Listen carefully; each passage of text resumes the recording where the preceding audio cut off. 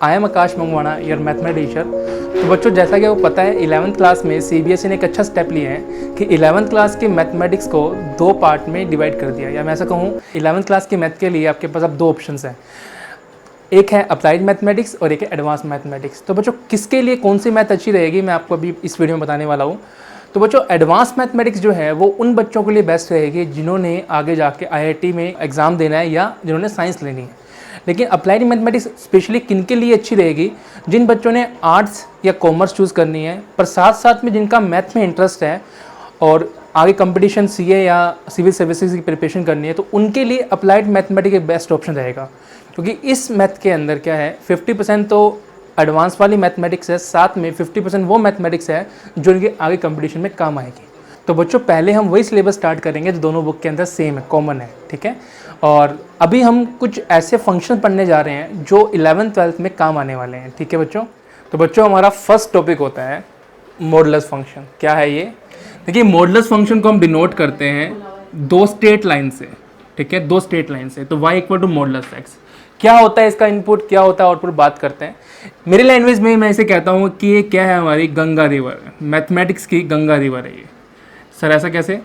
Of math. क्योंकि बच्चों, Ganga river का एक्चुअल में काम क्या होता है? हम लोग कहते हैं कि अगर किसी ने पाप किए हुए हैं तो गंगा नदी में नहाने से क्या होता है, वो पवित्र हो जाता है। और जिन्होंने नहीं किया हुआ वो तो पवित्र है ही पहले से, वो तो पवित्र रहेगा ही रहेगा। तो वैसे ही क्या होता है, इस फंक्शन का काम क्या होता है, इसके अंदर चाहे कोई पापी आ जाए, चाहे कोई पवित्र प्राणी आ जाए, जो मर्जी आ जाए, ये इसको क्या करता है, पवित्र। मतलब नेगेटिव नंबर को भी पॉजिटिव बना देगा और पॉजिटिव को तो पॉजिटिव बनाने। और एग्जांपल देखते हैं, मतलब इसके अंदर कोई भी नेगेटिव नंबर आ जाए चाहे पॉजिटिव आ जाए, आउटपुट हमेशा प्लस का ही आना है। वैल्यू वही होगी लेकिन आउटपुट जो है वो प्लस का हो जाएगा। तो मॉडुलस फंक्शन का मतलब हुआ कि इसके अंदर इनपुट चाहे कुछ मर्जी हो, आउटपुट हमेशा क्या होगा, पॉजिटिव होगा। तो बच्चों, how to redefine a modulus. Redefine का मतलब क्या होता है बच्चों, कि जो इनपुट, जैसे मान लीजिए पहले 2 डलने पर आउटपुट क्या रहा था 2 और -2 पे आउटपुट क्या रहा था 2। आउटपुट सेम रहना चाहिए, इनपुट सेम रहना चाहिए। तो इस फंक्शन को बिना मॉडुलस लगाए मुझे लिखना है इसको। तो मैं कैसे लिख सकता हूँ इस फंक्शन को, उसे बोलते हैं रीडिफाइन करना। देखते हैं कैसे करते हैं रीडिफाइन। बच्चों, इसके लिए आपको पहला स्टेप होता है कि क्रिटिकल पॉइंट फाइंड करो। सर क्या होता है क्रिटिकल पॉइंट? क्रिटिकल पॉइंट का मतलब होता है मॉडुलस के अंदर जो x है आपका, मॉडुलस के अंदर जो भी है x भी हो सकता है। और अगर मान लीजिए फंक्शन मॉडुलस x+1 होता तो मैं x+1 लेता। अभी फिलहाल मॉडुलस के अंदर फंक्शन क्या है, ओनली x है। तो उसको 0 के इक्वल पुट करो और आप फाइंड करो वैल्यू x की। x कितना है आपका? 0 आया। फिर हम क्या करते हैं, एक नंबर लाइन यूज़ करते हैं जो -∞ से +∞ तरफ मूव करते हैं। और यहाँ क्रिटिकल पॉइंट को मेंशन कर दो। अब इसने क्या किया, इस क्रिटिकल पॉइंट ने इस नंबर लाइन को दो पार्ट में डिवाइड कर दिया। एक 0 से उस तरफ इन्फिनिटी की तरफ, एक 0 से -∞ की तरफ। तो क्या होता है बच्चों, अब आप खुद सोचिए, 0 से इधर, चाहे मैं 1 रखूं, चाहे मैं 2 रखूं, चाहे मैं 3 रखूं, जब इनपुट ऑलरेडी पॉजिटिव जा रहा है तो हम इसको मॉडुलस x को ओपन करते हैं +x से। मतलब जो इनपुट है वही आउटपुट आ गया। और इस तरफ क्या होता है, इस तरफ अगर आपने -1 पुट किया, -2 पुट किया, आउटपुट तो क्या आता है उसका, -1 का आउटपुट 1 आना चाहिए। पर अगर मैं डायरेक्ट x लिख दूंगा तो आंसर तो -1 आ गया। इसलिए हम लोग क्या करते हैं, इस क्रिटिकल पॉइंट से इधर लिखते हैं हम इसको -x।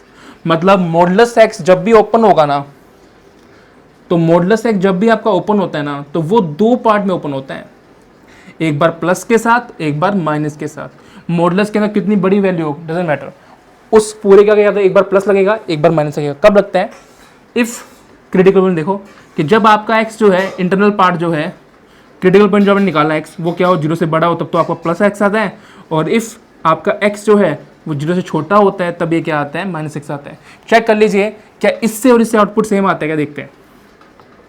If x equal to 2, तो बच्चों आपने क्या किया, मॉडुलस में 2 पुट किया और आपको पता आउटपुट 2 ही आएगा, ठीक है। अब इस फंक्शन चेक करते हैं कि इफ x इक्वल टू 2, सोचो अगर x 2 है तो आप ये यूज करोगे या यूज करोगे x, जब x ग्रेटर देन 0 हो, x2 मतलब जब x ग्रेटर देन 0 हो तो आपका फंक्शन क्या है, y इक्वल टू x। तो आपको y equal to x function लेना है। इसका मतलब आपका आउटपुट क्या आएगा, 2 आएगा। समझ रहे हो बच्चों? इसका मतलब ये होता है कि रीडिफाइन करने का मतलब फंक्शन वही रहना चाहिए, उसका मीनिंग वही रहना चाहिए, बस उससे मॉडुलस हट जाना चाहिए, ठीक है। एक तो बच्चों एग्जांपल और देखते हैं रीडिफाइन कैसे करते हैं। सबसे पहला काम क्रिटिकल पॉइंट फाइंड करना। कैसे करते हैं क्रिटिकल पॉइंट, कि x+1 जो फंक्शन इक्वल अंदर है मॉडुलस के 0 पुट कर दो और वहाँ से x फाइंड कर लो, तो आपका x कितना है -1। अब नंबर लाइन के ऊपर -1 के रिस्पेक्ट में आपने नंबर लाइन को कितने पार्ट में डिवाइड कर लिया, आपने नंबर लाइन को डिवाइड कर लिया 2 पार्ट के अंदर। हमेशा क्या होता है, माइनस जो क्रिटिकल पॉइंट है आपका उससे इस तरफ तो ये मॉडुलस खुलता है प्लस के साथ, मतलब y इक्वल टू इस तरफ तो y होगा ये प्लस का x+1 और इस तरफ होगा ये माइनस का x+1। सर ऐसा क्यों होता है, क्योंकि -1 से इधर आप कोई भी वैल्यू लोगे ना, जैसे एग्जांपल -2 लेते हैं, तो -2 + 1 कितना हुआ -1। अब मैं -1 डायरेक्ट लिख दूंगा तो वो तो नेगेटिव हो गया, इसलिए मैं उसके आगे नेगेटिव को खत्म करने के लिए नेगेटिव लगाता हूँ। ठीक है, मतलब इतना डीप मत पढ़ो चाहे एक बार आप। इसका मतलब मैंने ये डिफाइन कर दिया, मतलब क्या हुआ, इसका मतलब ये हुआ कि y जो है आपका वो 2 पार्ट में डिवाइड हो गया। आपका जो मॉडुलस है उसको आप 2 पार्ट में लिख सकते हो कि या तो होगा x+1 और या होगा -x+1। पर x+1 कब होगा, इफ़ जो आपका x है ना, इनपुट जो है, अगर आप इनपुट यूज़ कर रहे हो वो बड़ा कर रहे हो -1 से, अगर आपका इनपुट -1 से बड़ा है वैल्यू पुट कर रहे हो, तब तो आपको x+1 यूज़ करना है, y = x+1। और अगर आपका इनपुट छोटा है -1 से और if x is less than -1 तो आपको यूज़ करना है ये, इसे कहते हैं रीडिफाइन करना। तो ये हमने क्या किया, इस क्वेश्चन का रीडिफाइन किया, रीडिफाइन। क्लियर बच्चों? एग्जाम्पल तो बच्चों एक क्वेश्चन और देखते हैं, y = मॉडुलस x+3। क्यों ना हम इस पर एक और मॉडुलस डाल दें, मॉडुलस प्लस x+1 और डाल दिया मैंने। तो बच्चों अब एक ही क्वेश्चन में कितने मॉडुलस आ गए, 2 मॉडुलस आ गए। ठीक है, मॉडुलस का काम वही होता है बच्चों कि आउटपुट पॉजिटिव देना, लेकिन कई चीज़ें कई ऑपरेशन ऐसे होते हैं, डिफरेंशिएशन हुआ या इंटीग्रेशन हुआ, जहाँ मॉडुलस का हम डिफरेंशिएशन इंटीग्रेशन डायरेक्ट नहीं कर सकते, तो उन्हें हमें रीडिफाइन करना ही पड़ता है। तो इसलिए हम क्या कर रहे हैं, पहले उसका रीडिफाइन कर रहे हैं, कि रीडिफाइन करना सीख रहे हैं कैसे करते हैं। तो बच्चों करना वही है, सबसे पहले फाइंड कर लो क्रिटिकल पॉइंट, CP मतलब क्रिटिकल पॉइंट। तो मॉडुलस ये रहा, इसके अंदर क्या आ रहा है x+6, तो x+6 = 0 हुआ, इसका मतलब x कितना आ गया आपका -6। तो एक क्रिटिकल पॉइंट कितना है -6। ऐसे ही आप कहोगे कि x+1 भी तो मॉडुलस के अंदर है, इससे क्रिटिकल पॉइंट कितना है -1। तो अब कितने क्रिटिकल पॉइंट आ गए हमारे पास, अब हमारे पास 2 क्रिटिकल पॉइंट हो गए। हम लोग करेंगे वही काम, नया काम नहीं करना कुछ भी। ये देखो बच्चों, ये मैंने क्या किया, नंबर लाइन लगाई। ठीक है, ये नंबर लाइन लगाई मैंने, नंबर लाइन पे 2 क्रिटिकल पॉइंट पुट करने हैं। पर बच्चों सुनो, -6 और -1 में सबसे इधर कौन होगा, -6 होगा। जैसे नंबर लाइन पे नंबर होते हैं वैसे पुट कर दो, -6 यहाँ आएगा, -1 कहाँ आएगा, यहाँ आएगा। मेरे पास कितने इंटरवल है, 1 2 3, 3 इंटरवल्स है। करना कुछ भी नहीं है, 1 बाय 1 बात करते हैं। आप भूल जाओ यहाँ 2 है, आप समझो कि एक ही क्वेश्चन चल रहा है। पहले बात करते हैं मॉडुलस x+6 की। बच्चों मॉडुलस x+6 का क्रिटिकल पॉइंट क्या था, -6 था। तो ये अपने क्रिटिकल पॉइंट से इधर जितने भी इंटरवल्स हैं ना, उनमें क्या होगा, पॉजिटिव होगा। मतलब आप इसको यहाँ लिख सकते हो, y = इस तरफ खोलोगे इसको x+6 के साथ खोलोगे, ये भी यहाँ खुलेगा तो y = x+6 के साथ खुलेगा। लेकिन क्रिटिकल पॉइंट से इधर क्या आएगा, ये -x+6। तो सिर्फ मैंने मॉडुलस x+6 को खोला, या तो प्लस का होगा या माइनस का होगा। अपने क्रिटिकल पॉइंट से उस तरफ तो प्लस का होगा, जबकि इधर क्या आएगा, नेगेटिव होगा। अभी खत्म नहीं हुआ, अभी प्लस, सब में प्लस है तो प्लस लगा दिया, प्लस प्लस प्लस जो भी है वो लगा दिया, प्लस और प्लस लगा दिया मैंने। ठीक है बच्चों, जो भी था मैंने लगा दिया। अब हम ढूंढते हैं आगे, फर्स्ट वाला काम खत्म। ठीक है जी, अब रीडिफाइन करना है इसको। तो x+1 का क्रिटिकल पॉइंट कौन सा है, ये रहा जी, -1। तो इससे इधर तो क्या होगा, इससे इधर तो क्या होगा, पॉजिटिव, उधर नेगेटिव। तो यहाँ भी मॉडुलस x+1 खुलेगा x+1 के साथ, पर बच्चों इधर खुलेगा ये माइनस का, या मैं ऐसा बोलूँ प्लस माइनस कितना हो गया, माइनस का x+1 के साथ, और इधर भी ये खुलेगा माइनस का x+1 के साथ। थोड़ा सिंप्लीफाई कर दिया जाए तो माइनस का x, माइनस का 6, माइनस का x, माइनस का 1, तो ये कितना हो गया, माइनस का 2x और माइनस का 7। यहाँ सिंप्लीफाई किया जाए, x+6 minus x+1 cancel out, तो यहाँ y कितना आया, 7। और यहाँ अगर सिंप्लीफाई किया जाए तो y कितना आ रहा है, 2x + 7। मतलब इस क्वेश्चन में आपने जो रीडिफाइन किया क्वेश्चन, वो क्या बन गया है, ये सारी कैलकुलेशन करने के बाद, रीडिफाइन करने के बाद क्या बना फंक्शन आपका, वो बन गया आपका फंक्शन y जो है वो एक तो बन गया 2x + 7, 2x + 7, एक बन गया आप क्या 7, और एक आपका y फंक्शन जो है वो बन गया है, y मतलब मॉडुलस, ये जो फंक्शन था माइनस कॉमन ले लो तो 2x + 7। अब ये कब डिफाइंड है, ये कब डिफाइंड है, इफ़ जब आपका x क्या हो, -1 से बड़ा हो। ये कब डिफाइंड है 7, जब आपका x जो है वो बड़ा किससे हो, -6 से, लेकिन छोटा किससे हो, -6 से, तो क्या हो, वो बड़ा हो। ये छोटा किससे हो, -1 से। इक्वल क्यों नहीं ले रहा है, मैं वहाँ ले चुका हूँ। कोई भी एक पॉइंट है उसको एक जगह इंक्लूड करना होता है। यहाँ देखिए क्या होगा, सेम टू सेम इफ़ जब आपका x जो है वो क्या हो, -6 से छोटा हो, तो डायरेक्ट लिख दो छोटा किससे, -6 से। इक्वल मैं कर चुका हूँ, तो ये हो गया रीडिफाइन। तो बच्चों लास्ट एग्जाम्पल आपको समझाने के लिए क्या होगा, देखो सबसे पहला काम क्रिटिकल पॉइंट निकालना, और आप अब तो समझ ही गए होंगे x + 2 = 0, तो x कितना है, एक तो -2 आ गया क्रिटिकल पॉइंट। यहाँ से कितना आएगा, x = 0 पुट किया, डायरेक्ट 0 आ गया, हमारे पास क्रिटिकल पॉइंट मिल गए। अब हम लोग क्या करते हैं, नंबर लाइन के ऊपर इनको पुट करते हैं। तो बच्चों आप बताओ 0 पहले आएगा, -2 पहले आएगा, ऑब्वियसली -2 आएगा, फिर कौन आएगा, 0। 3 इंटरवल बन गए मेरे पास, ठीक है। अब देखो स्टार्टिंग यहाँ से करते हैं, तो मॉडुलस x + 2 पहले आ रहा है, तो इसका क्रिटिकल पॉइंट कौन सा है, इसका क्रिटिकल पॉइंट कौन सा है, -2। तो आप मॉडुलस x + 2 जो है या तो प्लस का होगा या माइनस का होगा। अपने क्रिटिकल पॉइंट से इधर जितने भी इंटरवल्स हैं वहाँ तो क्या होगा, ये प्लस का, यहाँ तो क्या होगा वो प्लस का।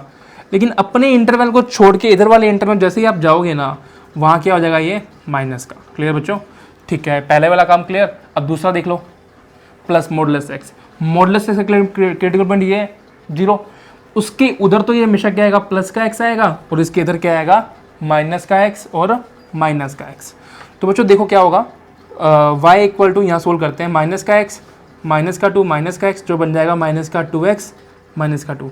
यहाँ देखते हैं प्लस का x, माइनस का x हट गया, y = कितना आ गया, 2 आ गया, यहाँ ये आ गया, ठीक है, दैट इज़ y = और यहाँ देखिए क्या आएगा, y = 2x + 2। इसका मतलब बच्चे आप समझे, इसका मतलब ये हुआ जो आपका मॉडुलस फंक्शन है ना, उसको आपने 3 पार्ट में डिवाइड कर दिया। कौन कौन से पार्ट में डिवाइड कर दिया, देखते हैं। आपने जो अपना मॉडुलस फंक्शन है उसको आपने लिख दिया, जो आपका y है ये मॉडुलस फंक्शन, ये 3 पार्ट में डिवाइड हो गया। एक तो बन गया ये 2x + 2, दूसरा बन गया ये 2, और तीसरा बन गया ये माइनस कॉमन ले लूँ तो 2x + 2। अब कौन सा कब डिफाइंड है वो देख लो, इफ़ ये डिफाइन कब है, जब x जो है 0 से बड़ा हो, if x is greater than 0। ये 2 कब डिफाइंड है, -2 से लेकर के 0 के बीच में, तो जब if x is greater than -2, equal ले सकते हो, पर जिस पॉइंट को पहले इक्वल ले लिया उसको नहीं ले सकते, इसको इक्वल ले लिया यहाँ पे, तो यहाँ नहीं ले रहा मैं। और नेक्स्ट पॉइंट देखिए बच्चों क्या होगा, -2x - 2 कब होगा, जब आपका x जो है वो क्या हो, if x is less than क्या हो हमारा यहाँ पे -2 हो, ठीक है बच्चों। तो बच्चों रीडिफाइन करना ये होता है हमारा, रीडिफाइन मतलब बिना मॉडुलस के, मतलब वही रहना चाहिए, आउटपुट वही रहना चाहिए। अब आप चेक कर सकते हैं, आप चाहे इसमें वैल्यू पुट करके सोल्व कर रहे हैं, चाहे डायरेक्ट वहाँ से करें, आपका आंसर सेम है। बच्चों मॉडुलस फंक्शन का ग्राफ भी बनाना पड़ता है, कई बार काम आता है हमारे। तो मॉडुलस फंक्शन का ग्राफ कैसे बनता है, उसके लिए हम लोग क्या करते हैं, पहले मॉडुलस फंक्शन से क्रिटिकल पॉइंट निकालते हैं, CP निकालते हैं। और आपको पता है CP कैसे निकालते हैं, कि मॉडुलस फंक्शन के अंदर जो भी फंक्शन है उसको = 0 पुट करो और x फाइंड कर लो। तो यहाँ क्रिटिकल पॉइंट क्या है, -1 आया। और अब इस -1 की रिस्पेक्ट में आपको पता है कि आपको मॉडुलस को क्या करना है, रीडिफाइन करना है।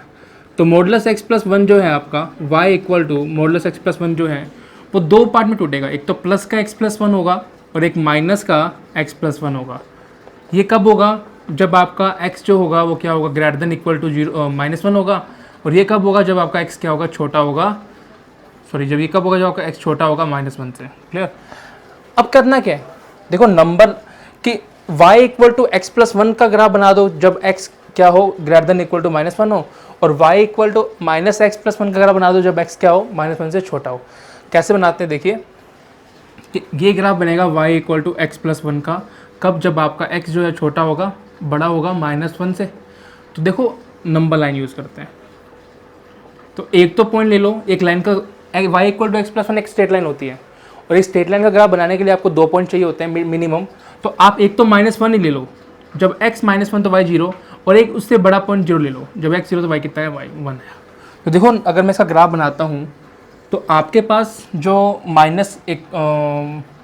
x -1 पर वैल्यू कितनी आ रही है, 0, सेम पॉइंट, और 0 पे पॉइंट की वैल्यू कितनी आ रही है, 1।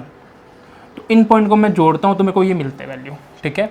और वैसे ही y = -x + 1 कब बनेगा, मतलब ये आगे मैं ड्रॉ क्यों नहीं कर रहा, क्योंकि आगे जो है ना, -1 से आगे जो x है उसके लिए इफेक्टिव फंक्शन ये है, ये बनाना पड़ेगा आपको। ये कब एक बनेगा, जब -1 पे हो। अब देखिए एक तो x और y पे बनाते हैं हम लोग, आप एक तो बनाओगे -1 पर। अब -1 इंक्लूड नहीं है, पर फिर भी -1 में वैल्यू क्या चेक करना, -1 + 1 0, और 0 -1 पे 0 वैल्यू ऑलरेडी आ चुकी है। क्लियर, मतलब ये फंक्शन यहीं से स्टार्ट होगा। और दूसरा पॉइंट लेना है अपने को, उधर या इधर छोटा इधर लेना है, तो आप क्या लोगे कि -2 पॉइंट ले लो। -2 पॉइंट पर वैल्यू क्या बनेगी, -2 पे -2 + 1 -1 मल्टीप्लाई किया तो +1 आया। तो सेम फंक्शन बना यहाँ पे, -2 पे सेम टू सेम 1 के रिस्पेक्ट में आएगा ये फंक्शन बना। ठीक है, पर बच्चों इतना नहीं बनाना होता है हमें, इसकी ट्रिक भी होती है, ट्रिक सीखते हैं। ट्रिक कहती है कि अगर आपको किसी भी मॉडुलस फंक्शन का ग्राफ बनाना हो ना, तो आप इतना कुछ भी मत करो, आप जस्ट क्या करो, क्रिटिकल पॉइंट निकाल लो और ग्राफ के ऊपर उस क्रिटिकल पॉइंट को शो करो -1, और उस पर वी शेप का ग्राफ बना दो। ये बन गया वी शेप का ग्राफ। तो ये हमारा मॉडुलस का ग्राफ है। और ये वैल्यू क्या होगी, देखो ये पॉइंट क्या है x0, जब x0 तो 0 + 1 1 का मॉडुलस 1, तो ये हमारा 1 होगा। ऐसे निकालते हैं। और एग्जांपल देखते हैं, जैसे मैंने ले लिया y = मॉडुलस x + 5। तो बच्चों क्रिटिकल पॉइंट निकाल लो पहले, क्या होगा कि x + 5 should be 0, so x should be -5, -5 पे आ जाओ और एक वी शेप का ग्राफ बना दो। ये हमारा क्या हो गया, फंक्शन हो गया, किसके लिए, मॉडुलस x + 5 के लिए। और एक क्वेश्चन देख लेते हैं कि y = मॉडुलस x - 2 देखते हैं। क्रिटिकल पॉइंट क्या आएगा, x = 2। क्या करना है, 2 पर जाके एक वी शेप का ग्राफ बना दो। लेकिन वी शेप का ग्राफ तब सिर्फ सिंगल मॉडुलस के लिए बनेगा, दो मॉडुलस के लिए जो ग्राफ बनते हैं वो हम अभी डिस्कस नहीं करेंगे, अभी हम सिर्फ इंट्रोडक्शंस कर रहे हैं। ठीक है, वो थोड़ा लेंथी रहेगा, उसमें हमें रीडिफाइन करना पड़ता है। ये ठीक है आपके लिए एक बार इतना। क्या करना होता है मॉडुलस के अंदर, रीडिफाइन करके बना सकते हो या फिर सीधा ही वी शेप बनानी होती है, किस पॉइंट पर, क्रिटिकल पॉइंट पर। क्लियर बच्चों। तो बच्चों सेकंड फंक्शन आता है ग्रेटेस्ट इंटीजर फंक्शन, जो हमारे 11th as well as 12th में बहुत काम आएगा। ग्रेटेस्ट इंटीजर फंक्शन क्या होता है बच्चों, इसको डिनोट करते हैं सबसे पहले तो बड़े ब्रैकेट से। ठीक है, बड़े ब्रैकेट से शो करते हैं इसको। और साथ में समझो ग्रेटेस्ट इंटीजर फंक्शन नाम से क्लियर है, ग्रेटेस्ट इंटीजर, बड़ा इंटीजर आएगा। यहाँ पे बच्चों को मिसअंडरस्टैंडिंग हो जाती है। मैं क्वेश्चन पूछता हूँ आपसे, मान लीजिए मैंने लिखा 2.7, अब ये या तो 2 के और 9 के बीच में, 2 और 3 के बीच में, सॉरी 2 और 3 के बीच में, तो क्वेश्चन से लगता है कि ग्रेटेस्ट इंटीजर मतलब बड़ा इंटीजर आंसर होगा, जबकि ऐसा नहीं है। इसका आंसर 3 नहीं होगा, इसका आंसर 2 होगा। सर ऐसा क्यों सर, क्योंकि नोटिस करो बच्चों, नंबर लाइन पर नोटिस करो, 2 3 2.7, मतलब इससे बात तो हम अभी तक पहुंचे ही नहीं ना। 2.7 से पहले सबसे बड़ा इंटीजर कौन सा है, दैट इज 2, ये कहना चाहता है ये। तो ग्रेटेस्ट इंटीजर फंक्शन का मतलब क्या होता है कि आप जो इनपुट अंदर है ना ब्रैकेट के, या तो वो खुद इंटीजर तो एज इट इज वैल्यू लिख लो, अगर इंटीजर खुद नहीं है तो उससे छोटा इंटीजर लेना है आपको। प्रैक्टिस करते हैं इसको समझने के लिए। जैसे बच्चों मैंने अगर ले लिया इसके अंदर 2.6, तो आपका आउटपुट क्या आएगा, 2 आएगा। मैंने अगर लिख दिया 3.9, कितना आएगा, 3। अब ये नहीं 3.9 सर 4 के एक बार पास में है, नहीं, छोटा इंटीजर आएगा जो थोड़ा सा भी कम क्यों ना हो। 2.1 आ गया तो आंसर कितना आएगा, फिर भी 2 आएगा। 5.6 आ गया, आउटपुट कितना आएगा, वो छोटा इंटीजर आएगा। इस क्वेश्चन में बच्चे फंस जाते हैं, हमेशा गलती करते हैं। 2.3 का आउटपुट क्या आएगा, हमेशा गलती करते हैं। सोचो क्या आएगा, मोस्टली बच्चों का आंसर आता है -2, जो कि गलत होता है। सर क्यों, सोचो, क्या -2/0.3 जो है -2 और -3 और -2 के बीच में है, तो हमें तो इससे छोटा इंटीजर लेना है। छोटा तो इस तरफ होगा, इस तरफ छोटे होते हैं ना, छोटा लेना है हमें। तो छोटा कौन सा आएगा, -3, ना कि -2। तो इसका एग्जैक्ट आंसर आएगा -3, करेक्ट आंसर होगा। छोटा लेना बच्चों, देखो 3.9 मैंने 4 थोड़ी लिया था, मैंने इस तरफ वाला लिया था 3। तो नेगेटिव में हमेशा छोटा देखने में बड़ा लगता है। क्लियर। तो बड़ा इंटीजर हमें ग्रेटेस्ट इंटीजर फंक्शन का मतलब उस इंटीजर से छोटा। अब कई बच्चों के माइंड में आएगा सर अगर मान लो क्वेश्चन में ऑलरेडी इंटीजर दिया हो तो एज इट इज इंटीजर ले लो ना। अगर वो खुद इंटीजर है तो आंसर सेम आएगा। इंटीजर नहीं है देन हम लोग क्या करते हैं, छोटा इंटीजर लेते हैं। क्लियर बच्चों। तो ग्रेटेस्ट इंटीजर फंक्शन का मतलब क्या होता है कि ये आपको हमेशा एक इंटीजर प्रोवाइड करता है। क्लियर।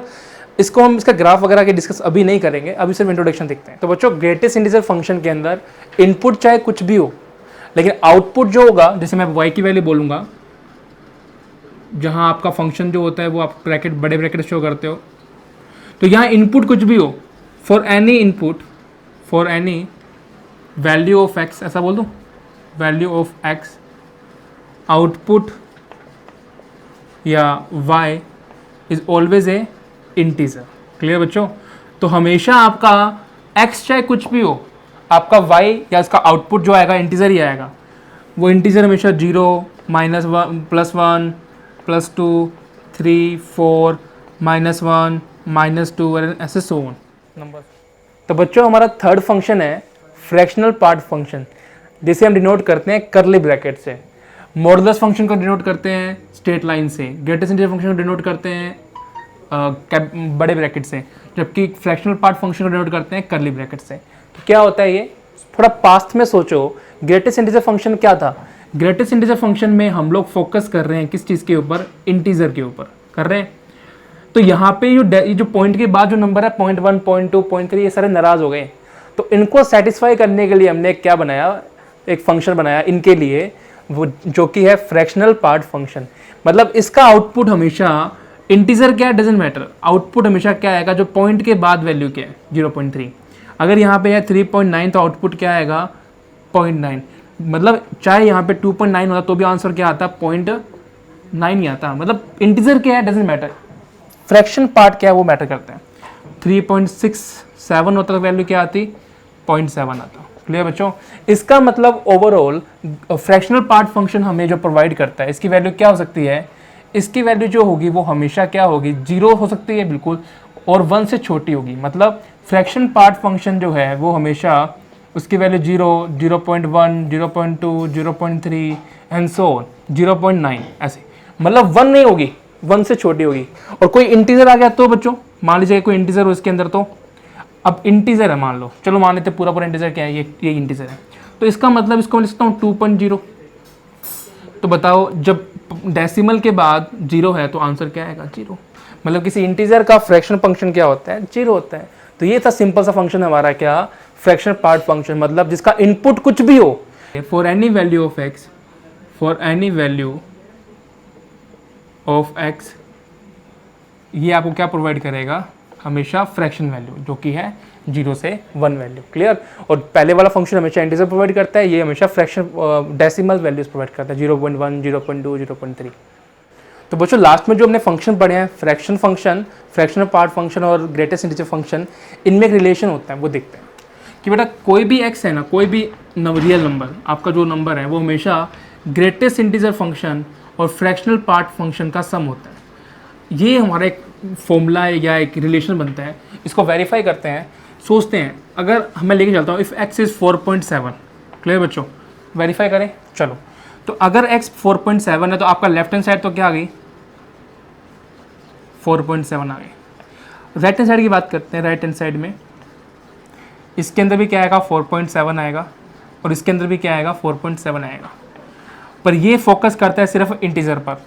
क्या आंसर आएगा 4.7 से छोटा इंटीजर कौन सा होगा 4। और जबकि ये फोकस करता है फ्रैक्शन पार्ट पर, 4 पे मैटर नहीं करता, 0.7 पर, 0.7। तो क्या आंसर है यहाँ पे 4.7। तो क्या आप नोटिस कर रहे हैं left hand side equal to right hand side होने का मतलब यही हुआ कि जो फॉर्मूला है हमारा वेरीफाई है। ठीक है? तो हमें मतलब क्या है, कोई भी रियल नंबर जो है इन दो फंक्शन से मिलकर बनता है, इंटीजर और फ्रैक्शन पार्ट से मिलकर बनता है। हो सकता है किसी केस में फ्रैक्शन पार्ट जब 0 तो पूरा इंटीजर हो गया आपका एक्स की वैल्यू, और किसी पार्ट में आपका इंटीजर वाला पार्ट 0 हो गया तो ये पार्ट फ्रैक्शन वैल्यू हो गई। तो कोई भी रियल नंबर है वो हमेशा ग्रेटेस्ट इंटीजर फंक्शन और फ्रैक्शन पार्ट का सम होता है। क्लियर?